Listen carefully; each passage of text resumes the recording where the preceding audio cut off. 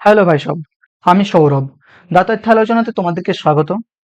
এই ভিডিওতে আমি জানুয়ারি 2026 থেকে অর্থাৎ এই বছরের জানুয়ারি মাস থেকে জুলাই মাস পর্যন্ত ইকোনমিক কারেন্ট অ্যাফেয়ার্সের কিছু গুরুত্বপূর্ণ কারেন্ট অ্যাফেয়ার্সকে লাইন ধরে ধরে আলোচনা করব।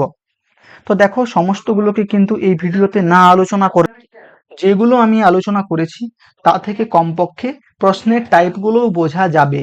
হ্যাঁ, আর প্রত্যেকটা তথ্য ভালোভাবে বুঝতে হলে বা ভালোভাবে জানতে হলে ভিডিওটা স্কিপ না করে প্রথম থেকে শেষ পর্যন্ত একটু ভালো করে দেখো। আর যত পারো ভিডিওটাকে শেয়ার করো, চ্যানেলটাকে শেয়ার করো। আর সর্বশেষে বলে রাখি, এই চ্যানেলটাকে কিন্তু সাবস্ক্রাইব করে দাও, ঠিক আছে? তো চলো, বেশি কিছু না বলে তোমার মূল বিষয়বস্তুতে আসা যাক। In India European union free trade agreement, যেটাকে বলা হয় এফটিএ শর্ট ফর্মে, নেগোসিয়েশনস কনক্লুডেড। দেখো, এটাকে বুঝতে গেলে আমাদের একটা তথ্য জানতে হবে। এই যে ইউরোপিয়ান ইউনিয়ন, ইইউ, এটা ফুল ফর্ম হলো তোমার ইউরোপিয়ান ইউনিয়ন। এটা কি বলতো? এটা হলো তোমার একটা জোট, যেখানে 27টা দেশ বর্তমানে আছে এই জোটে। তারা এই জোট বেঁধেছিল প্রথমত তোমার 1993 সালে।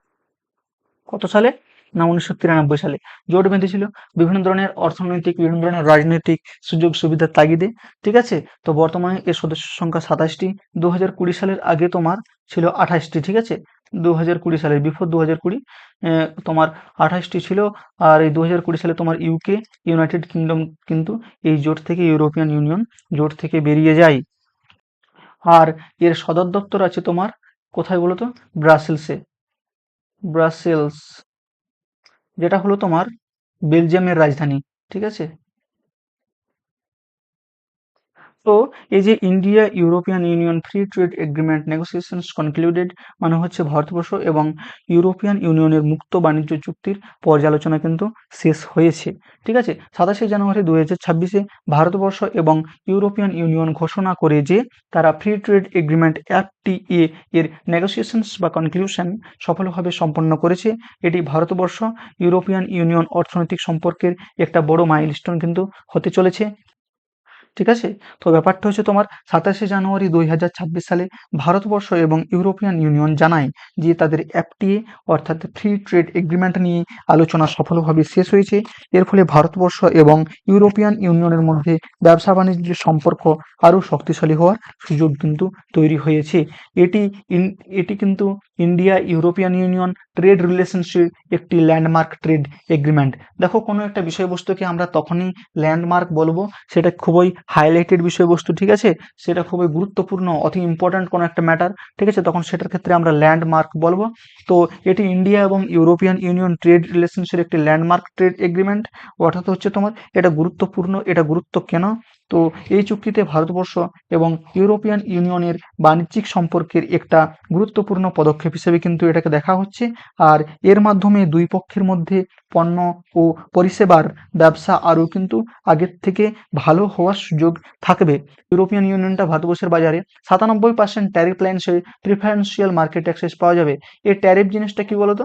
এই ট্যারিফ জিনিসটা হচ্ছে, ধরে নাও কোনো একটা দেশ থেকে কোনো একটা দেশ কোনো জিনিস, কোনো একটা পণ্য আমদানি বা রপ্তানি হচ্ছে। এক্ষেত্রে তোমার এই যে আমদানি বা রপ্তানিকৃত যে পণ্য, সেই পণ্যের উপর সরকার যে ট্যাক্স বসায় সেটাই হলো তোমার ট্যারিফ। ঠিক আছে? তো এক্ষেত্রে সরকার, ধরে নাও চায়না থেকে কোনো একটা বিশেষ দ্রব্য ভারতবর্ষে ইম্পোর্ট হলো। তো এক্ষেত্রে সরকার কি করছে? তার উপর একটা কর বসাচ্ছে। এই করটার উদ্দেশ্য হলো ভারতীয় যে সমস্ত শিল্প, সেই সমস্ত শিল্পগুলি যাতে তলানিতে না চলে যায়, সেগুলোর মূল্য যেন স্থির থাকে। আর ট্যারিফ লাইন্স বলতে বোঝায় যে বিভিন্ন ধরনের পণ্যের উপর বিভিন্ন ধরনের তোমার ট্যাক্স নির্ধারণ করা হয়। সেটা হলো তোমার ট্যারিফ লাইন্স। তো কি বলছে? এই যে ইউরোপিয়ান ইউনিয়নের বাজারে ভারতবর্ষের 97% পণ্যের ক্ষেত্রে বিশেষ বাণিজ্যিক সুবিধা পাওয়ার সুযোগ থাকবে। অর্থাৎ ভারতবর্ষের অনেক পণ্য ইউরোপিয়ান ইউনিয়নের বাজারে তুলনামূলকভাবে কম শুল্কে কিন্তু প্রবেশ করতে পারবে। ঠিক আছে? এক্ষেত্রে তোমার ভারতীয় রপ্তানিতে তোমার কীরকম প্রভাব পড়বে? যে এই যে এই যে সুবিধাটা, এটা কিন্তু ভারতবর্ষের ইউরোপিয়ান ইউনিয়নে রপ্তানি করা পণ্যের মোট বাণিজ্য মূল্যের প্রায় 99.5%কে অন্তর্ভুক্ত করবে। অর্থাৎ ভারতবর্ষের ইউরোপিয়ান ইউনিয়নে রপ্তানির প্রায় পুরো অংশটাই এই চুক্তির সুবিধার আওতায় কিন্তু আসবে। ঠিক আছে, কোন কোন ধরনের প্রোডাক্ট, ঠিক আছে, কোন কোন ধরনের প্রোডাক্ট তোমার এক্ষেত্রে বেশি কমিটমেন্টস দিয়েছে, তোমার 144টি প্রোডাক্ট। ঠিক আছে, এই সুবিধা, এই যে ইউরোপিয়ান ইউনিয়ন ভারতবর্ষের 144টি পরিষেবা খাতে বাজারে প্রবেশের সুযোগ দেওয়ার প্রতিশ্রুতি কিন্তু দিয়েছে। এর ফলে ভারতীয় পরিষেবা প্রদানকারীদের ইউরোপিয়ান ইউনিয়নের বাজারে কাজ করার কিন্তু আরও সুযোগ থাকবে। কোন কোন ধরনের শিল্পকে, কোন কোন ধরনের পণ্যকে এক্ষেত্রে গুরুত্ব দেওয়া হয়েছে, তো এক্ষেত্রে তোমার হবে এই যে বস্ত্র আছে, টেক্সটাইল, ঠিক আছে, লেদার, চামড়া, বিভিন্ন ধরনের ফুটওয়্যার, জুতো সামগ্রী, জেমস অ্যান্ড জুয়েলারি, বিভিন্ন ধরনের মূল্যবান পাথর, ঠিক আছে, যেটা পোখরাজ আছে, ঠিক আছে, ওই রকম ওই রকমই কিন্তু এটা হচ্ছে। আর তোমার জুয়েলারি অর্থাৎ যে গয়নাগাটি, আর ম্যারিন প্রোডাক্টস অর্থাৎ বিভিন্ন ধরনের সামুদ্রিক পণ্য, বিভিন্ন ধরনের রাসায়নিক দ্রব্য ইত্যাদি ভারতীয় রপ্তানি খাতে বিশেষভাবে উপকৃত হবে। এক্ষেত্রে আর কিছু বোঝার আপাতত নেই। কোনো যদি অসুবিধা থাকে তাহলে আমার কমেন্ট বক্সে কমেন্ট করে দিও। চলো নেক্সট।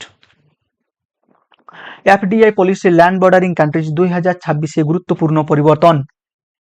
দেখো, এটা বুঝতে গেলে আমাদেরকে বুঝতে হবে এই যে এফডিআই পলিসির ব্যাপারটা। ঠিক আছে, এফডিআইটা কি জিনিস? তো এর ফুল ফর্ম হলো তোমার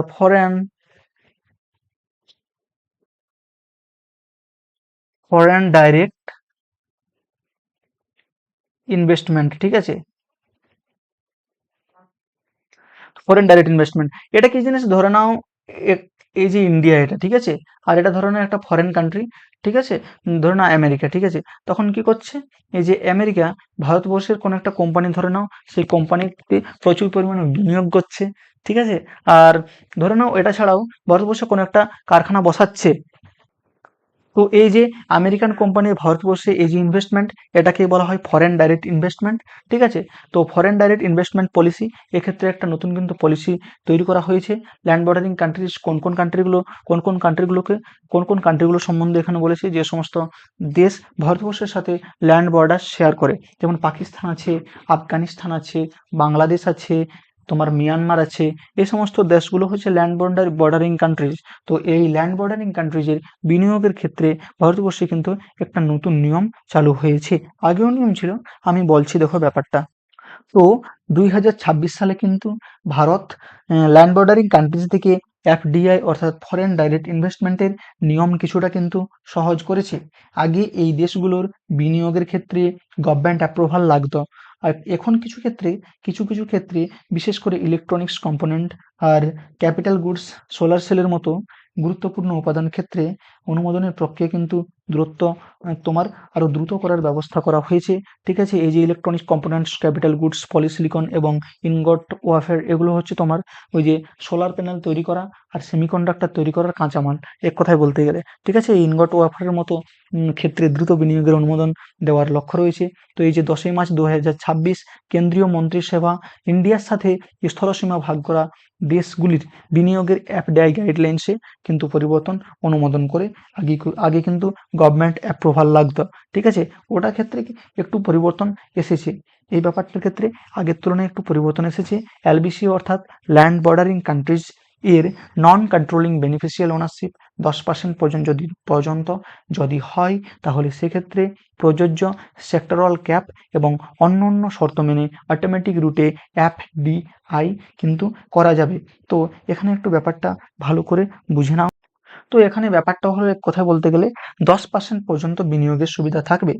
কোনো ল্যান্ড বর্ডারিং কান্ট্রি বা এলবিসি এর বিনিয়োগকারী নিয়ন্ত্রণ যদি না থাকে, তাহলে তার বেনিফিশিয়াল ওনারশিপ 10% পর্যন্ত যদি হয়, তবে নির্দিষ্ট শর্ত মেনে অটোমেটিক রুটে এফডিআই কিন্তু করা যাবে। অর্থাৎ এক কথায় সহজভাবে বলতে গেলে প্রতিটি ক্ষেত্রে আগে থেকে সরকারের অনুমোদন নেওয়ার প্রয়োজন হবে না। ঠিক আছে, এখানে তোমার একটা 60 দিনের সময়সীমা কিন্তু বেঁধে দেওয়া হয়েছে। সময়সীমাটা হচ্ছে, তোমার দেখো কিছু গুরুত্বপূর্ণ উৎপাদন ঠিক আছে, বা ম্যানুফ্যাকচারিং সেক্টরে গভর্নমেন্ট অ্যাপ্রুভালের জন্য 60 দিনের নির্দিষ্ট সময়সীমা রাখা হয়েছে। এর ফলে বিনিয়োগের আবেদন দ্রুত যাচাই করে সিদ্ধান্ত নেওয়ার সুযোগ তৈরি হয়। হ্যাঁ, আর বিশেষভাবে এই যে ইলেকট্রনিক কম্পোনেন্টস এগুলোর কথা কিন্তু বললাম, ক্যাপিটাল গুডস, পলিসিলিকন, আর এই যে ইনগট ওয়াফার এগুলোর মতো দ্রব্যাদির ক্ষেত্রে বিনিয়োগের অনুমোদন দেওয়ার কিন্তু লক্ষ্য রয়েছে। দেখো এখানে বলা হয়েছে PROI দের ইন্ডিয়ান লিস্টেড কোম্পানিজে ইনভেস্টমেন্ট লিমিট বৃদ্ধি। ঠিক আছে, তো PROI persons resident outside India, অর্থাৎ যে সমস্ত পার্সন বা ব্যক্তি ভারতের বাইরে বসবাস করেন তাদেরকে বলা হয়। হ্যাঁ, আর এক্ষেত্রে একটা কিন্তু জিনিস দেখো, আমরা PROI আর NRI এদের কিন্তু আমরা গুলিয়ে ফেলি। PROI এর অন্তর্গত NRI কে বলা যেতে পারে। ঠিক আছে, PROI দের ক্ষেত্রে ভারতীয় হওয়া বাধ্যতামূলক নয়। ঠিক আছে, ভারতের বাইরে রেসিডেন্ট, অতএব এনআরআইটা কিন্তু PROI এর মধ্যে পড়েছে। তো মূল বিষয়বস্তুতে এখানে আসা যাক, যে বিদেশে থাকা ব্যক্তিদের ভারতীয় লিস্টেড কোম্পানিতে শেয়ারের বেশি বিনিয়োগের সুযোগ দেওয়া কিন্তু হয়েছে। এক কথায় বলতে গেলে বিদেশে থাকা ব্যক্তিদের ভারতীয় শেয়ার বাজারে বিনিয়োগের সুযোগ কিন্তু আগের তুলনায় আরো বাড়ানো হয়েছে। এখন তারা ভারতীয় তালিকাভুক্ত কোম্পানির শেয়ারে তোমার আগের তুলনায় বেশি টাকা কিন্তু বিনিয়োগ করতে পারবেন। নতুন কারা বিনিয়োগ করতে পারবেন? ইন্ডিভিজুয়াল পার্সনস রেসিডেন্ট আউটসাইড ইন্ডিয়াকে প্রথমবার পোর্টফোলিও ইনভেস্টমেন্ট স্কিমের মাধ্যমে ভারতীয় লিস্টেড কোম্পানিজের ইকুইটি ইনস্ট্রুমেন্টসের বিনিয়োগের সুবিধা দেওয়া হয়েছে। আগে এই সুবিধা মূলত এনআরআই এবং ওসিআইস এদের জন্য কিন্তু ছিল। ওসিআই এটা কিন্তু তোমার একটা কি বলতো, বিদেশি নাগরিকদের জন্য একটি বিশিষ্ট কার্ড বা স্ট্যাটাস, ওভারএজ সিটিজেনশিপ অফ ইন্ডিয়া, বিদেশি নাগরিক, ঠিক আছে, কোনো ফরেন পার্সন ও ভারতীয় বংশের সাথে সম্পর্ক, এগুলো হলো OCI card holder. Individual persons resident outside of India কে প্রথমবার পোর্টফোলিও ইনভেস্টমেন্ট স্কিম, এটা কিন্তু একটু চলো ভালো করে বুঝে নিই। তো PIS বা পোর্টফোলিও ইনভেস্টমেন্ট স্কিম হলো এমন একটি ব্যবস্থা যার মাধ্যমে বিদেশে থাকা ব্যক্তি বা বিনিয়োগকারী ভারতবর্ষের শেয়ার বাজারে তোমার তালিকাভুক্ত কোম্পানির শেয়ার কিন্তু বিক্রি করতে পারে ও শেয়ার কিন্তু কিনতেও পারে। তো এই PIS এর মাধ্যমে ভারতীয় লিস্টেড কোম্পানিজের ইকুইটি ইনস্ট্রুমেন্টসের বিনিয়োগের সুবিধা কিন্তু দেওয়া হয়েছে। আগে এই সুবিধা এনআরআই এবং ওসিআই এদের জন্য কিন্তু ছিল, বর্তমানে এটা কিন্তু PROI দেরও কিন্তু দেওয়া হয়েছে। তো এখানে এই যে সর্বোচ্চ সীমার কথাটা বলা হয়েছে, কোনো একটি ইন্ডিয়ান লিস্টেড কোম্পানিতে একজন ইন্ডিভিজুয়াল PROI এর তোমার ইনভেস্টমেন্ট লিমিট 5% থেকে 10% করা হয়েছে। একজন বিদেশে থাকা ব্যক্তির সর্বোচ্চ বিনিয়োগের সীমা কিন্তু এখানে বলা হয়েছে। একজন বিদেশে থাকা ব্যক্তির কোনো একটি ভারতীয় তালিকাভুক্ত কোম্পানিতে বিনিয়োগের সর্বোচ্চ সীমা 5 থেকে বাড়িয়ে 10% কিন্তু করা হয়েছে। অর্থাৎ একজন ব্যক্তি এখন আগের তুলনায় দ্বিগুণ পর্যন্ত বিনিয়োগ করতে পারবেন। 5 ছিল, 10% করা হয়েছে। আর সব ইন্ডিভিজুয়াল PROI মিলে সর্বোচ্চ সীমা, এটা যদি আমরা ধরি তাহলে হচ্ছে তোমার কোনো একটি ভারতীয় তালিকাভুক্ত কোম্পানিতে সব বিদেশে থাকা ব্যক্তি মিলিয়ে বিনিয়োগের সর্বোচ্চ সীমা 10% থেকে 24% করা হয়েছে। অর্থাৎ সম্মিলিতভাবে তারা এখন কোম্পানিটির আরো বেশি শেয়ার কিন্তু কিনতে পারবেন। ঠিক আছে, চলো নেক্সট। বায়ো ফার্মা শক্তি 10,000 কোটি। বায়ো ফার্মা শক্তিটা কি বলতো? দেখো এটাকে যদি আমরা সাধারণভাবে বলি তাহলে দেখো জীবন্ত কোষ, জীবাণু বা জীববিজ্ঞানের প্রযুক্তি ব্যবহার করে ওষুধ তৈরি করার ক্ষেত্রকে কিন্তু বায়োফার্মা বলা হয়।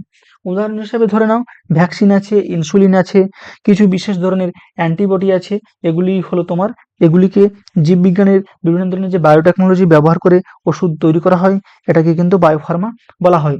তো এ সম্বন্ধে কারেন্ট তোমার নিউজ হচ্ছে যে 1 ফেব্রুয়ারি 2026 ইউনিয়ন বাজেট 2026-27 বায়োফার্মা শক্তির ঘোষণা করা হয়। এর জন্য এই জন্য 5 বছরে 10,000 কোটি টাকা বরাদ্দ করা হয়েছে। এর মূল লক্ষ্য হলো বা এর মূল অবজেক্টিভ হলো তোমার বায়োলজিক্স ও বায়োসিমিলারের গবেষণা ও উৎপাদনের শক্তিশালী দেশীয় ব্যবস্থা তৈরি করা। তো এখানে বায়োলজিক্স মানে কি? তো বায়োলজিক্স হলো তোমার জীবন্ত কোষ বা জীবন্ত উৎস ব্যবহার করে তৈরি করা তোমার জটিল ওষুধ, ঠিক আছে? জটিল ওষুধকে বায়োলজিক্স বলে। যেমন উদাহরণ হিসেবে তুমি ধরে নাও ইনসুলিন আছে, তোমার বিভিন্ন ধরনের ভ্যাকসিন আছে, মনোক্লোনাল অ্যান্টিবডি বিভিন্ন ধরনের ব্যাপার আছে, ঠিক আছে? Monoclonal antibody. তো তোমার বায়োলজিক্স আর বায়োসিমিলার কি জিনিস দেখো, বায়োসিমিলার হলো কোনো অনুমোদিত বায়োলজিক ওষুধের খুব কাছাকাছি কার্যকর ও নিরাপদ অনুরূপ ওষুধকে কিন্তু বায়োসিমিলার্স বলে। তো বলা যাচ্ছে যে বায়োলজিক্সের অত্যন্ত কাছাকাছি অনুরূপ সংস্করণ, এক কথায় বলতে গেলে, ঠিক আছে? তো এক্ষেত্রে ব্যাপারটা হলো 1 ফেব্রুয়ারি 2026 সালে কেন্দ্রীয় বাজেট বায়োফার্মা শক্তি কিন্তু ঘোষণা করা হয়। এই উদ্যোগের জন্য আগামী 5 বছরে 10,000 কোটি টাকা কিন্তু বরাদ্দ রাখা হয়েছে। আর এর মূল অবজেক্টিভ হলো ভারতে উন্নত ধরনের জৈব ওষুধের গবেষণা ও সেই ওষুধের উৎপাদন বাড়ানো, ঠিক আছে? এক কথায় বলতে গেলে। আর উচ্চমূল্যের বায়োফার্মাসিউটিক্যাল ও বায়োসিমিলার্সের দেশীয় গবেষণা ও উৎপাদন বাড়ানো, ক্লিনিক্যাল ট্রায়াল তোমার ইনফ্রাস্ট্রাকচার শক্তিশালী করে তোলা এবং বিদেশ থেকে এ সমস্ত পণ্যের উপর নির্ভরতা কমানো। এর মধ্যে 1000টি অ্যাক্রিডিটেড ক্লিনিক্যাল ট্রায়াল সাইট কিন্তু তৈরির পরিকল্পনা রয়েছে। এই যে দেশীয় উদ্যোগে কিন্তু ওষুধ তৈরি হবে, এক কথায় বলতে গেলে। আর এই উদ্যোগের মাধ্যমে তোমার বায়োলজিক্স ও বায়োসিমিলার্সের গবেষণা ও উৎপাদন ভারতবর্ষে বাড়ানোর চেষ্টা করা হবে। এর ফলে এই ধরনের গুরুত্বপূর্ণ ওষুধের জন্য বিদেশের ওপর ভারতের নির্ভরতা কিন্তু কমে যাবে। আর ক্লিনিক্যাল ট্রায়াল, এই যে ক্লিনিক্যাল ট্রায়াল, এই ব্যাপারটাকে কিন্তু খুব শক্তিশালী করে তোলা হলো এর একটা অন্যতম উদ্দেশ্য। নতুন ওষুধের পরীক্ষা ও ক্লিনিক্যাল ট্রায়াল করার ব্যবস্থা আরো উন্নত করা হবে আগের তুলনায়।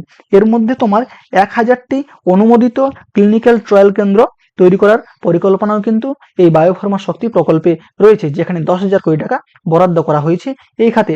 ভারতবর্ষকে একটি global biopharma manufacturing and innovation hub হিসেবে গড়ে তোলা আর দেশীয় উৎপাদন ও উদ্ভাবন বাড়ানো এবং দীর্ঘমেয়াদে সাশ্রয়ী বায়োলজিক্স তোমার মেডিসিনসের অ্যাভেলেবিলিটি কিন্তু বৃদ্ধি করা। তো এক্ষেত্রে ভারতবর্ষের লক্ষ্য কি, যে ভারতকে বিশ্বের গুরুত্বপূর্ণ জৈব ওষুধ ও উৎপাদন এবং গবেষণার সেই ওষুধের গবেষণার কেন্দ্র হিসেবে গড়ে তোলাই এর একটি বড় লক্ষ্য।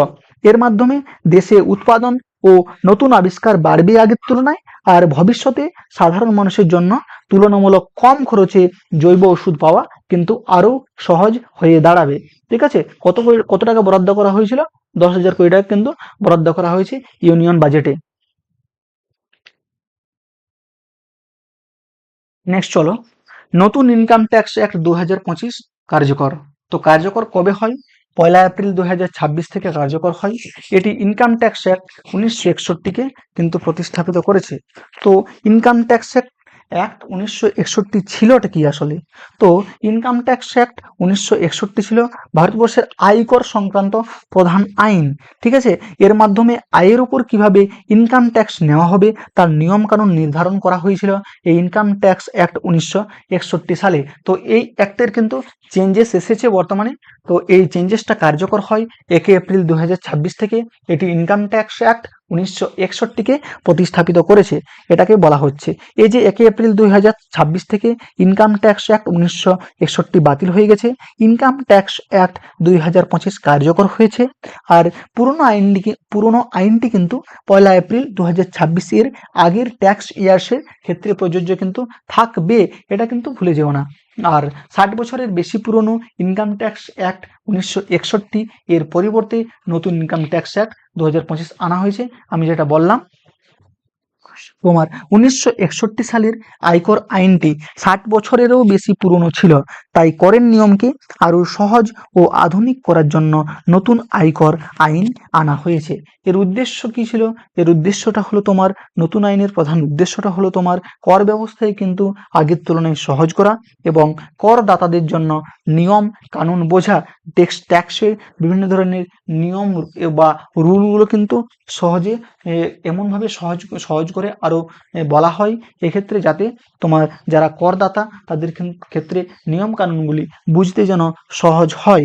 এছাড়া কর সংক্রান্ত কাজের অতিরিক্ত ঝামেলা বা বোঝা কমানোর লক্ষ্যও কিন্তু রয়েছে। এক্ষেত্রে বিশেষভাবে তোমার অ্যাসেসমেন্ট ইয়ার্স এবং প্রিভিয়াস ইয়ারের পরিবর্তে ট্যাক্স ইয়ার ধারণাটা কিন্তু চালু করা হয়েছে।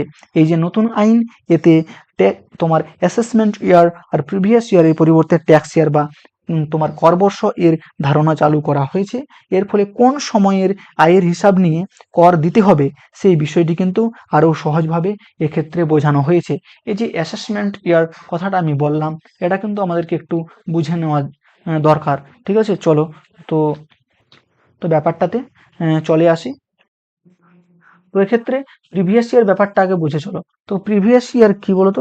প্রিভিয়াস ইয়ার হলো যে বছরে আমরা আয় করি সেটাকে কিন্তু প্রিভিয়াস ইয়ার, আর অ্যাসেসমেন্ট ইয়ার হলো যে বছরে সেই আয়ের হিসাব করে কর নির্ধারণ এবং কর রিটার্ন সংক্রান্ত কাজ করা হয় সেটাই হলো তোমার ইনভেস্টমেন্ট ইয়ার। একটা এক্সাম্পল তোমরা ধরে নাও। এক্ষেত্রে দেখো, এক্সাম্পলে হচ্ছে ধরে নাও 1 এপ্রিল 2025 এই সালটাতে তুমি এই সালটা থেকে ধরে নাও তুমি কোনো একটা ডেট 31 মার্চ, ঠিক আছে, 31শে মার্চ, এই 31শে মার্চ পর্যন্ত তুমি 31 মার্চ 2026 পর্যন্ত, সালটাও দিয়ে দিই, 2026 পর্যন্ত তুমি আয় করলে ধরে নাও। ঠিক আছে, তো এই যে তোমার টাইম টেবিলটা, এই যে তোমার টাইম ডিউরেশনটা, এটাকে বলা হবে তোমার প্রিভিয়াস ইয়ার। আর এই যে 2026 থেকে পরবর্তী 2026 থেকে 2027 পর্যন্ত যে সময়কালটা, যে তোমার ডিউরেশনটা, সেটা হলো তোমার অ্যাসেসমেন্ট ইয়ার। ঠিক আছে,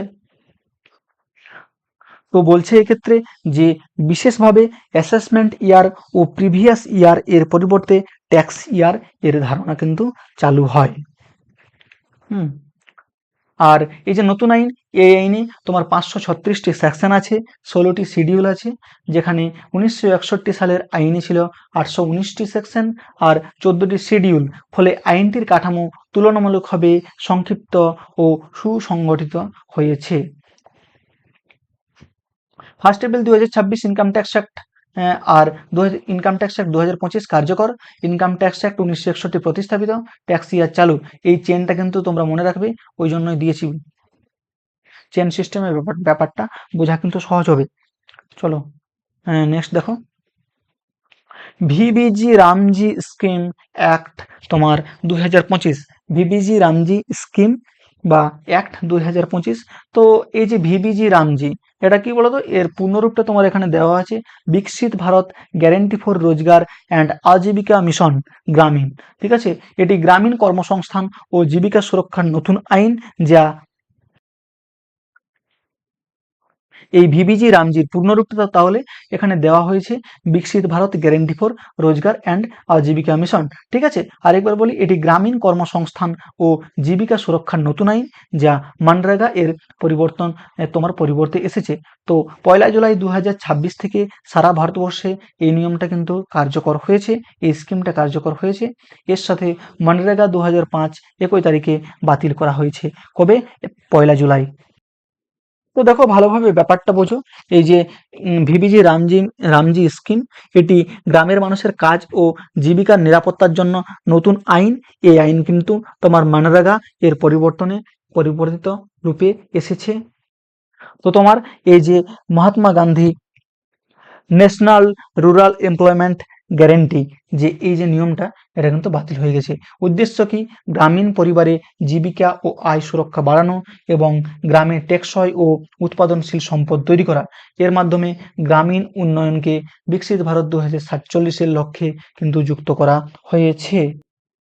এই আইনের প্রধান লক্ষ্য হলো গ্রামের পরিবারগুলোর আয় ও জীবিকার নিরাপত্তা বাড়ানো, অর্থাৎ গ্রামের মানুষ যাতে কাজের সুযোগ পায়, কাজের সুযোগের জন্য বেশি বাইরে যেতে না হয় এবং তাদের আয়ের নিরাপত্তা থাকে, সেদিকটাতে কিন্তু এই স্কিমে গুরুত্ব দেওয়া হয়েছে, সেই দিকটাকেও। হ্যাঁ, আর শুধু কাজ দেওয়াই নয়, সেই কাজের মাধ্যমে গ্রামে দীর্ঘদিন কাজে লাগে এমন সম্পদ তৈরি করা হবে।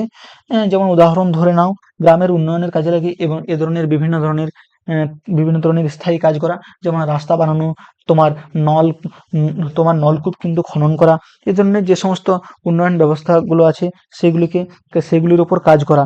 ঠিক আছে। আর এই যে বিকশিত ভারত 2047 সঙ্গে এটিকে যুক্ত করা হয়েছে। এই এই কর্মসূচির মাধ্যমে গ্রামের উন্নয়নকে বিকশিত ভারত 2047-এর লক্ষ্যের সাথে যুক্ত করা হয়েছে। অর্থাৎ 2047 সালের মধ্যে উন্নত ভারত গড়ার লক্ষ্য পূরণে গ্রামের উন্নয়নকেও কিন্তু গুরুত্ব দেওয়া হয়েছে। ঠিক আছে। এক কথায় বলতে গেলে আগে কত ছিল বলতো, 2005টাতে 100 দিনের কাজ ছিল, এখন সেই 100 দিনের কাজটাকে বাড়িয়ে 125 দিন করা হয়েছে। হ্যাঁ, এই যে মনরেগা এর 100 দিনের পরিবর্তে এখন যোগ্য গ্রামীণ পরিবারকে প্রতি আর্থিক বছরে 125 দিনের মজুরি ভিত্তিক কর্মসংস্থানের আইনি নিশ্চয়তা কিন্তু দেওয়া হয়েছে এর মাধ্যমে। তো একটা কথা মনে রাখবে যে মনরেগা 100 দিন ছিল, আর এই যে ভিবিজি রামজি স্কিমে 125 দিন সেটাকে বাড়িয়ে কিন্তু করা হয়েছে। সারফেস কোল লিগনাইট গ্যাসিফিকেশন স্কিম 2026। তো 13ই মে 2026 কেন্দ্রীয় মন্ত্রিসভা প্রথম এই প্রকল্প অনুমোদন করে মোট আর্থিক বরাদ্দ 37,500 কোটি টাকা কিন্তু করা হয়েছে। আর এই প্রকল্পের মাধ্যমে দেশীয় সারফেস কোল ও লিগনাইটকে গ্যাসিফিকেশন করে সিন গ্যাসে রূপান্তরিত করার প্রকল্পগুলিকে সরকারি সহায়তা কিন্তু দেওয়া হবে। দেখো, এক্ষেত্রে আমাদেরকে বুঝতে হবে এই যে সারফেস কোল কথাটা এখানে বলা হয়েছে সেটা হলো ভূপৃষ্ঠের কাছাকাছি, সর্বোচ্চ ভূপৃষ্ঠের কাছাকাছি তোমার থাকা কয়লার স্তর, সেটি হলো তোমার এই সারফেস কোল। প্রায় 150 থেকে 200 তোমার ফুটের মধ্যে থাকবে। এই কয়লাগুলিকে তোমার হচ্ছে সারফেস কোল। আর লিগনাইট যদি কয়লা বলা হয়, সবচেয়ে নিম্ন র্যাঙ্কের কয়লাটিকে বলা হয়েছে, যার কোয়ালিটিটা কিন্তু একটু ঠিক নয়। ঠিক আছে। এর রং হচ্ছে তোমার হালকা হালকা বাদামি রকমের, একটু নরম থাকবে। ঠিক আছে। তো সব থেকে বেশি শক্তিশালী কয়লা তোমার কি বলতো, আন্থ্রাসাইট কয়লা। এটি সর্বোচ্চ র্যাঙ্কিং আছে এর মধ্যে। এটি সবচেয়ে শক্ত হয়, এটিতে কার্বনের পরিমাণটা খুব বেশি থাকে, আর ময়েশ্চারটা কিন্তু একটু কম হয়, একটু নরমটা একটু শক্ত টাইপের হয়। ঠিক আছে। কোনটা বলতো, আন্থ্রাসাইট কয়লা। তো যদি আমি তোমার কোয়ালিটির দিক থেকে বিচার করি, তাহলে তোমার ওই পিট কয়লা, এটা কিন্তু সব থেকে সর্বনিম্ন মানের। তারপর তোমার আছে তোমার লিগনাইট, তারপর তোমার আছে তোমার সাববিটুমিনাস,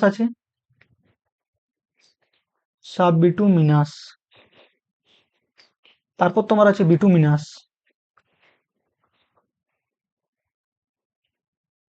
হ্যাঁ, আর সব থেকে শক্তিশালী তোমার হলো আন্থ্রাসাইট আন্থ্রাসাইট কয়লা। এটা কিন্তু মনে রাখো।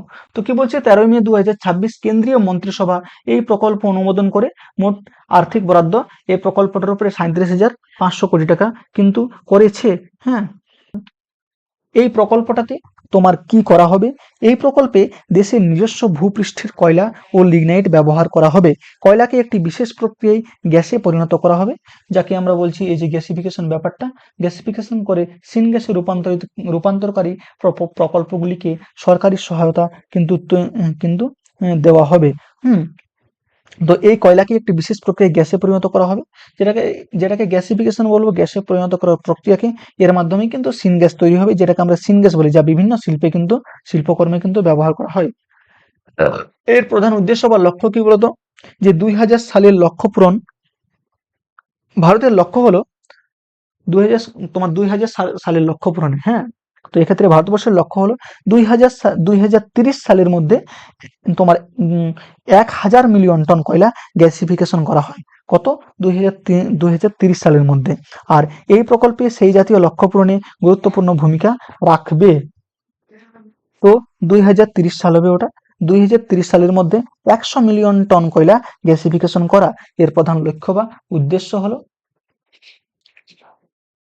আর এর প্রধান লক্ষ্য হলো এই যে দেশীয় কয়লাকে সরাসরি শুধু জ্বালানি হিসেবে ব্যবহার না করে তা থেকে আরও মূল্যবান গ্যাস এবং অন্যান্য পণ্য তৈরি করার চেষ্টা কিন্তু করা হবে। তো এক্ষেত্রে একটা উদ্দেশ্য হিসেবে বলা যেতে পারে, এই প্রকল্পের মাধ্যমে তোমার এলএনজি, ইউরিয়া, অ্যামোনিয়া ও মিথানলের মতো বিদেশ থেকে আনা পণ্যের উপর নির্ভরতা কমানোর চেষ্টা করা হবে। অর্থাৎ দেশে এ সমস্ত পণ্যের উৎপাদন বাড়ানোর সুযোগ কিন্তু তৈরি হবে। আর কতটা কয়লা ব্যবহারের আশা কিন্তু এখানে করা হয়েছে, প্রায় 75 MTPA।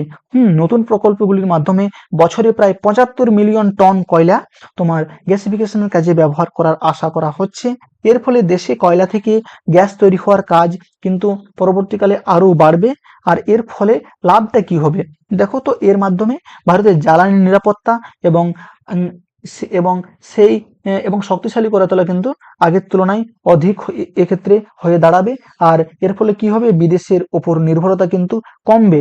একই সঙ্গে জ্বালানি ও রাসায়নিক শিল্পে দেশের নিজস্ব উৎপাদন কিন্তু আরো শক্তিশালী হবে।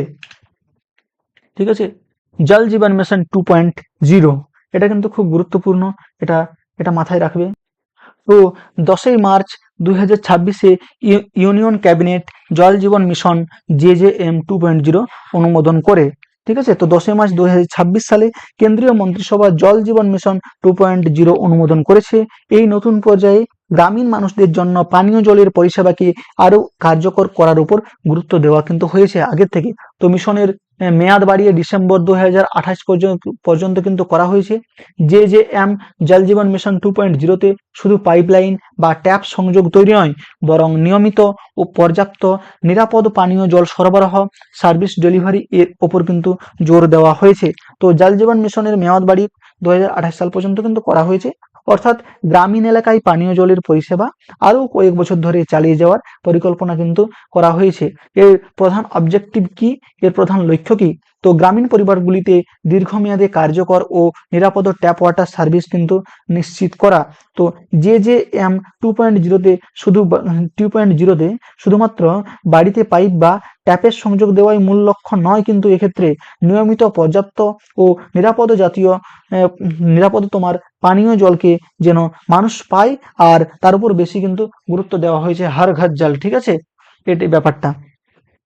আর প্রধান অবজেক্টিভ হচ্ছে এক্ষেত্রে গ্রামীণ পরিবারগুলিতে দীর্ঘমেয়াদী নিরাপদ নিয়মিত ট্যাপ ওয়াটার সার্ভিস নিশ্চিত করা, অর্থাৎ শুধুমাত্র সংযোগ দেওয়া নয়, সেই সংযোগের মাধ্যমে নিয়মিত ভালো মানের জল পৌঁছে দেওয়াই এর গুরুত্বপূর্ণ লক্ষ্য। ঠিক আছে, আর্থিক বরাদ্দ তোমার 3.60 কোটি থেকে করা হয়েছে তোমার 8.69 লক্ষ কোটি টাকা। 3.60 লক্ষ কোটি টাকা থেকে 8.69 লক্ষ কোটি টাকা কিন্তু আগের তুলনায় করা হয়েছে। হ্যাঁ, আর্থিক বরাদ্দটা কিন্তু বৃদ্ধি করা হয়েছে আগের তুলনায়। আর অপারেশন গাইডলাইন্স, এক্ষেত্রে এই যে অপারেশন গাইডলাইন্স এটা কিন্তু প্রকাশ করা হয়েছে। জল জীবন মিশন 2.0 এর অপারেশনাল গাইডলাইন্স 22শে মার্চ 2026 অর্থাৎ ওয়ার্ল্ড ওয়াটার ডে-তে প্রকাশ করা হয়। এই নির্দেশিকায় JJM 2.0 কিভাবে বাস্তবায়ন করা হবে তা বিস্তারিত নিয়ম দেওয়া হয়েছে। ওয়ার্ল্ড ওয়াটার ডে 22শে মার্চ, এটা কিন্তু মনে রাখবে। চলো নেক্সট,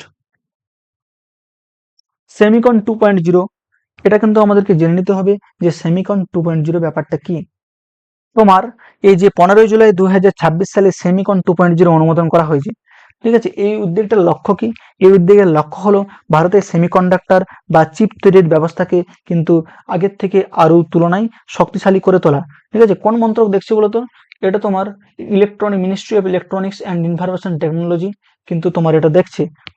ইলেকট্রনিক্স ও তথ্য প্রযুক্তি মন্ত্রক এর অধীনে কিন্তু এই কাজটা নেওয়া হয়েছে, অর্থাৎ দেশের চিপ ইলেকট্রনিক্স শিল্পকে এগিয়ে নিতে এই মন্ত্রক গুরুত্বপূর্ণ ভূমিকা পালন করছে। কত টাকা এক্ষেত্রে বরাদ্দ করা হয়েছে? তোমার 1,87,500 কোটি টাকা কিন্তু এক্ষেত্রে বরাদ্দ করা হয়েছে।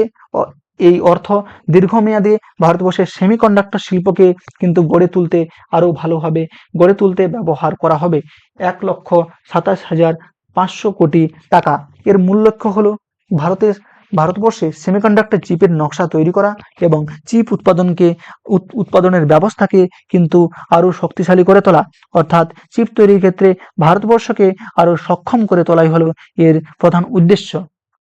তো এক্ষেত্রে এই ব্যাপারটা আমি বলে দিলাম। তো কোন কোন ক্ষেত্র, কোন কোন সেক্টর এক্ষেত্রে ভালোভাবে লক্ষ্য দেওয়া হয়, ভালোভাবে টার্গেট নেওয়া হয়েছে উন্নয়নের জন্য। দেখো, সেমিকন 2.0-তে শুধুমাত্র তোমার চিপ তৈরি নয়, চিপের নকশা উৎপাদন, প্রয়োজনীয় উপকরণ, যন্ত্রপাতি এবং সরবরাহ ব্যবস্থা সমস্ত ক্ষেত্রেই কিন্তু এক্ষেত্রে গুরুত্ব দেওয়া হবে, সমস্ত সেক্টরসকে। এর ফলে কি হবে, চিপ তৈরির পুরো ব্যবস্থাটিকে দেশে আরো শক্তিশালী করে তোলার চেষ্টা করা হবে। তো সহজভাবে ব্যাপারটা মনে রাখো যে সেমিকন 2.0 এটা হলো তোমার চিপের নকশা প্লাস চিপ তৈরি প্লাস উপকরণ প্লাস তোমার যন্ত্রপাতি প্লাস সমস্ত ধরনের এই যে সরবরাহ ব্যবস্থাটা, এটাই হলো তোমার সেমিকন 2.0। নেক্সট চলো, ভারত মেরিটাইম ইন্স্যুরেন্স পুল। ঠিক আছে, ভারতবর্ষ সামুদ্রিক বীমা তহবিল হলো একটি দেশীয় সামুদ্রিক বীমা তহবিল, যার উদ্দেশ্য হলো আন্তর্জাতিক রাজনৈতিক অস্থিরতা এবং যুদ্ধ বা নিষেধাজ্ঞার কারণে বিদেশি বীমা সংস্থা যদি বীমা প্রত্যাহার করে, তাহলে ভারতবর্ষে সমুদ্র বাণিজ্যের জন্য নিরবচ্ছিন্ন ও সাশ্রয়ী বীমা সুরক্ষা বজায় রাখা এবং বিদেশি বীমার ওপর নির্ভরতা কিন্তু কমিয়ে ফেলা। হ্যাঁ, তো ভারত মেরিটাইম ইন্স্যুরেন্স পুলটা হলো তোমার, এটি ভারতবর্ষের তৈরি একটি সামুদ্রিক বীমা তহবিল। ঠিক আছে, সহজভাবে বলতে গেলে সমুদ্রপথে পণ্য আনা নেওয়া যাওয়া করার সময় তোমার কোনো যদি ক্ষতি হয়, তার জন্য বীমা সুরক্ষা দেওয়াই এর কাজ, ভারত মেরিটাইম ইন্স্যুরেন্স পুল। তো এই তহবিলটা তোমার কেন গঠন করা হয়েছে, এই যে ভারত মেরিটাইম ইন্স্যুরেন্স পুল, তো আন্তর্জাতিক রাজনৈতিক অস্থিরতা, যুদ্ধ বা কোনো দেশের ওপর নিষেধাজ্ঞার কারণে বিদেশি বীমা সংস্থাগুলি কখনো বীমা দেওয়া কিন্তু বন্ধ করতে পারে। এমন পরিস্থিতিতেও ভারতবর্ষের সমুদ্র বাণিজ্য যাতে বীমার সুরক্ষা পেতে পারে, সেই জন্য এই তহবিল কিন্তু তৈরি করা হয়েছে। আর তোমার এই যে 18 এপ্রিল 2026 কেন্দ্রীয় মন্ত্রিসভা এই তহবিল তৈরির অনুমোদন দেয়। এরপর 12ই মে 2026 এটি আনুষ্ঠানিকভাবে কিন্তু চালু করা হয়। কবে? 12ই মে 2026 কিন্তু আনুষ্ঠানিকভাবে তোমার চালু করা হয়। আর এই তহবিলের আকার যদি আমি বলি, তো মোট আকার 150 কোটি কিন্তু মার্কিন ডলার। যার জন্য সরকার 140 কোটি মার্কিন ডলার বা 12,980 কোটি সার্বভৌম গ্যারেন্টি কিন্তু দেওয়া হয়েছে। এই তহবিলের মোট আকার 150 কোটি মার্কিন ডলার, আর এর মধ্যে সরকারের পক্ষ থেকে 140 কোটি মার্কিন ডলার বা 12,900 কোটি পর্যন্ত সরকারি গ্যারেন্টি কিন্তু দেওয়া হয়েছে। এই তহবিলটা পরিচালনা কে করে? এটা কিন্তু মনে রাখবে, এই যে তহবিল, এটা পরিচালনা করে তোমার জিআইসি। ঠিক আছে, এর ফুল ফর্ম হলো তোমার general insurance corporation of India. ঠিক আছে, জিআইসিআই। হ্যাঁ, general insurance corporation of India এই তহবিলের প্রশাসক হিসেবে কিন্তু কাজ করবে, এটা মনে রাখবে। অর্থাৎ এই তহবিলটি পরিচালনা ও ব্যবস্থাপনার দায়িত্ব এই সংস্থার উপর থাকবে। কোন সংস্থার উপর? General insurance corporation of India. ঠিক আছে, এরপর চলে আসি আমরা India New Zealand free trade agreement FTA. আমরা তখন কি দেখলাম? ভারতবর্ষ এবং ইউরোপিয়ান ইউনিয়ন এফটিএ বা ফ্রি ট্রেড এগ্রিমেন্ট, এটা হলো তোমার India New Zealand free trade agreement. ঠিক আছে, ভারতবর্ষ এবং নিউজিল্যান্ডের মধ্যে মুক্ত বাণিজ্য চুক্তি 2026 সালের 27 এপ্রিল নয়াদিল্লিতে আনুষ্ঠানিকভাবে স্বাক্ষরিত হয়েছে। এটি কিন্তু উভয় দেশের অর্থনৈতিক সম্পর্কের ক্ষেত্রে একটি ঐতিহাসিক মাইল ফলক হিসেবে কিন্তু বিবেচিত হয়। ভারতবর্ষ এবং নিউজিল্যান্ডের মধ্যে মুক্ত বাণিজ্য চুক্তি 27 এপ্রিল 2026 সালে নয়াদিল্লিতে আনুষ্ঠানিকভাবে কিন্তু স্বাক্ষরিত হয়। হ্যাঁ, আর এই চুক্তির মাধ্যমে দুই দেশের মধ্যে ব্যবসা বাণিজ্যের সম্পর্ক আগের তুলনায় কিন্তু শক্তিশালী করে তোলার চেষ্টা করা হবে। এটিকে দুই দেশের অর্থনৈতিক সম্পর্কের ক্ষেত্রে গুরুত্বপূর্ণ এই যে মাইল ফলক হিসেবে কিন্তু বিবেচিত হচ্ছে। আর 27 এপ্রিল 2026 সালে ভারতের বাণিজ্য মন্ত্রী পীযূষ গোয়েল, কে বলতো? ভারতবর্ষের বাণিজ্য মন্ত্রী পীযূষ গোয়েল এবং নিউজিল্যান্ডের বাণিজ্য মন্ত্রী টড ম্যাকলে এই চুক্তিতে কিন্তু স্বাক্ষর করেন। বোঝার কিছু নেই। এর অবজেক্টিভ কি? এর প্রধান লক্ষ্য কি? এই চুক্তির একটি বড় লক্ষ্য, বড় অবজেক্টিভ হলো আগামী 5 বছরের মধ্যে ভারতবর্ষ এবং নিউজিল্যান্ডের মধ্যে তোমার এই দ্বিপাক্ষিক বাণিজ্যকে কিন্তু দ্বিগুণ করা। আর এর লক্ষ্য বাণিজ্যের পরিমাণ 5 বিলিয়ন মার্কিন ডলার। ঠিক আছে, পরিমাণ কত? 5 বিলিয়ন মার্কিন ডলার, নট মিলিয়ন, বিলিয়ন। ঠিক আছে, অর্থাৎ ভারতবর্ষে তোমার 35,000 কোটিতে নিয়ে যাওয়া, এর অর্থকে প্রায় 35,000 কোটিতে নিয়ে যাওয়া। তো ব্যাপারটা দেখো, ভারতবর্ষ এবং নিউজিল্যান্ডের মধ্যে মুক্ত বাণিজ্য চুক্তি 27 এপ্রিল 2026 নয়াদিল্লিতে আনুষ্ঠানিকভাবে তোমার তোমার স্বাক্ষরিত হয়। ঠিক আছে, কারা এই চুক্তিতে স্বাক্ষর করে? 27 এপ্রিল 2026 সালে ভারতবর্ষের বাণিজ্য মন্ত্রী পীযূষ গোয়েল আর নিউজিল্যান্ডের বাণিজ্য মন্ত্রী টড ম্যাকলে। ঠিক আছে, এর প্রধান অবজেক্টিভ হলো, এর লক্ষ্য বাণিজ্যের পরিমাণ 5 বিলিয়ন মার্কিন ডলার, অর্থাৎ প্রায় 35,000 কোটিতে নিয়ে যাওয়া। নেক্সট চলো, ইন্ডিয়া ওমান সিইপিএ কিন্তু কার্যকর। তো এক্ষেত্রে ব্যাপারটা দেখো বোঝার কিছু নেই। 1 জুন 2026 থেকে India Oman comprehensive economic partnership agreement সিইপিএ কার্যকর হয়। চুক্তিটি আগে 18 ডিসেম্বর 2025-এ মাস্কটে কিন্তু স্বাক্ষরিত হয়েছিল। তো 1 জুন 2026 থেকে India Oman comprehensive economic partnership agreement সিইপিএ কিন্তু কার্যকর হয়। চুক্তিটি আগে 18 ডিসেম্বর 2025 সালে মাস্কটে স্বাক্ষরিত হয়েছিল। ব্যাপারটা দেখো এক্ষেত্রে একটা বিশেষ সুবিধা রয়েছে। এক্ষেত্রে ভারতবর্ষ এবং ওমানের বাণিজ্য ও অর্থনৈতিক সহযোগিতা বাড়ানোর জন্য একটি গুরুত্বপূর্ণ ট্রেড এগ্রিমেন্ট এটাকে বলা যেতে পারে, যা ভারতীয় রপ্তানিকারকদের জন্য ওমানের বাজারে শুল্ক সংক্রান্ত সুবিধাকে কিন্তু বাড়ানোর লক্ষ্য রয়েছে। আর ওমান ভারতের 99.38% রপ্তানি পণ্যের ক্ষেত্রে শূন্য শুল্ক বা জিরো ডিউটি বলা যেতে পারে এর মার্কেট অ্যাক্সেস নিয়েছে। এটি ওমানের 98.08 ট্যারিফ লাইন্সকে কিন্তু কভার করে। তো এক্ষেত্রে কিন্তু একটা ব্যাপার আমাদের গুলিয়ে যেতে পারে। এই যে এখানে একটু ভালোভাবে বুঝতে হবে, এই যে 99.08% বলা হয়েছে, তো এটা হলো ওমানের মোট শুল্ক শ্রেণীর অংশ, ঠিক আছে। আর 99.38% হলো ভারতবর্ষে ওমানে রপ্তানি করা পণ্যের মোট মূল্যের অংশ। এ দুটো কিন্তু গুলিয়ে যাবে, এটা কিন্তু মনে রাখবে। আর শূন্য শুল্ক বা জিরো ডিউটি মানেটা কি? এখানে জিরো ডিউটির কথাটা যে বলা হয়েছে, এটা মানে কি বলো তো? এটা হলো তোমার একটা ব্যাপার ধরে নাও যে ভারত থেকে কোনো পণ্য ওমানে রপ্তানি করা হলো, ওমানে কিন্তু এক্সপোর্ট করা হলো, আগে সেই পণ্যের উপর ওমানকে আমদানি শুল্ক কিন্তু দিতে হতো। এরপর যখন সিএপি এর আওতায় যখন এলো, তখন এর আওতায় শূন্য শুল্ক সুবিধাটা কিন্তু পাওয়া পণ্যের ক্ষেত্রে আমদানি শুল্ক কিন্তু তোমার আমদানি শুল্ক বা এই যে ইম্পোর্ট শুল্কটা কিন্তু তোমার শূন্য হয়ে যাবে, লাগবে না, ঠিক আছে, কোনো রকম, যদি সিইপি এর আওতায় আসে। ফলে ভারতীয় পণ্য ওমানের বাজারে আরো প্রতিযোগিতামূলক দামে বিক্রি করার কিন্তু সুযোগ পাবে। হ্যাঁ, তো আগে পরিস্থিতি কেমন ছিল দেখো। তো সিএপিএ কার্যকর হওয়ার আগে ওমানের সাধারণ সবচেয়ে সুবিধাপ্রাপ্ত দেশের শুল্ক ব্যবস্থা অনুযায়ী ভারতের রপ্তানির মাত্র 15.33% মূল্য শূন্য শুল্কে ওমানে প্রবেশ করত। এরপর সিইপিএ কার্যকর হওয়ার পর এই সুবিধা বেড়ে 99.08% রপ্তানি মূল্যের আওতায় কিন্তু চলে এসেছে। অর্থাৎ ভারতীয় রপ্তানিকারকদের মধ্যে বড় ধরনের শুল্ক সুবিধা তৈরি করা হচ্ছে। হ্যাঁ, আর যদি বলা হয় কোন কোন ক্ষেত্রে ভারতীয় শিল্প বেশি উপকৃত হবে এক্ষেত্রে, তাহলে তোমার এর মধ্যে রয়েছে বস্ত্র, পোশাক, রত্ন, গয়না, চামড়া, জুতা, সামুদ্রিক পণ্য, কৃষি ও কৃষিজাত দ্রব্য, বিভিন্ন ধরনের ইঞ্জিনিয়ারিং প্রোডাক্টস, ঠিক আছে, মেডিসিন আছে, প্লাস্টিক আছে, বিভিন্ন ধরনের কেমিক্যাল আছে। এগুলো হচ্ছে। আর এক্ষেত্রে দেখো, যদি কিছু জানার থাকে তাহলে কমেন্ট বক্সে লিখে দিও, আমি সেটা বলে দেবো। ইন্ডিয়া ইউনাইটেড কিংডম সিইটিএ কার্যকর। দেখো, 5 জুলাই 2026 থেকে ইন্ডিয়া ইউকে সিইটিএ কার্যকর হয়ে যায়। তো 5 জুলাই 2026 থেকে ইন্ডিয়া ইউকে কার্যকর হয়েছে। সহজভাবে যদি বলা হয় তাহলে ভারতবর্ষ এবং যুক্তরাজ্যের মধ্যে পণ্য ও পরিষেবার ব্যবসা আরও কিন্তু সহজ করার জন্য এই চুক্তিটা করা হয়েছে।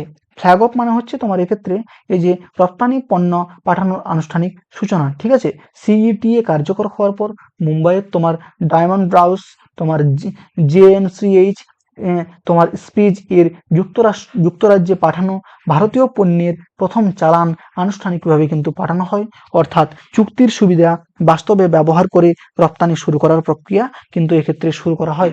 এক্ষেত্রে মূল সুবিধা তোমার কি থাকবে বলতো? তো এই চুক্তির ফলে ভারতবর্ষে প্রায় 99% রপ্তানি পণ্য যুক্তরাজ্যের বাজারে শুল্ক মুক্তভাবে প্রবেশের সুযোগ থাকবে। তবে এই চুক্তিতে নির্ধারিত শর্ত কিন্তু পূরণ করতে হবে। এর ফলে ভারতীয় পণ্য যুক্তরাজ্যের বাজারে আরো প্রতিযোগিতামূলক হতে পারে। আর এই যে তোমার পণ্যগুলি হচ্ছে জেমস অ্যান্ড জুয়েলারি এর শিল্পে কিন্তু আরো বিশেষ সুবিধা। এর ক্ষেত্রে সুবিধাটা কিন্তু একটু পার্টিকুলারলি হবে। ভারতবর্ষের যে রত্ন ও গয়না শিল্প এই চুক্তি থেকে গুরুত্বপূর্ণ সুবিধা কিন্তু পেতে পারে। বিশেষ করে তোমার স্পিচ SEEPZ থেকে যুক্তরাজ্যে পাঠানো রত্ন ও গয়না পণ্যের ক্ষেত্রে 8% আমদানি শুল্ক কিন্তু যদি উঠে যায় তাহলে রপ্তানিকারকদের খরচ কমে যাবে। আর এর ক্ষেত্রে কি লাভ হতে পারে, লাভটা কি? তো শুল্ক যদি কমে যায় তাহলে ভারতীয় রত্ন ও গয়না যুক্তরাজ্যের বাজারে তুলনামূলকভাবে কম দামে বিক্রি করার সুযোগ পাবে। এর ফলে এই দেশীয় রপ্তানি বাড়ার এবং ভারতীয় ব্যবসায়ীদের জন্য বাজার আরো শক্ত কিন্তু হবে না, আগের তুলনায় কিন্তু অনেক সহজ হয়ে যাবে। ঠিক আছে, আগের তুলনায় এক্ষেত্রে অনেক সুযোগ তৈরি হবে। হুম, ঠিক আছে, থ্যাংক ইউ। চ্যানেলটাকে লাইক করে দিও, ভিডিওটাকে লাইক করে দিও, যত পারো তোমরা শেয়ার করো, আর চ্যানেলটাকে সাবস্ক্রাইব করে দিও। এই ধরনের ডেইলি কারেন্ট অ্যাফেয়ার্স কিন্তু আপলোড করবো বিভিন্ন বিষয়বস্তু নিয়ে, আবার মিক্স নিয়ে। ধন্যবাদ।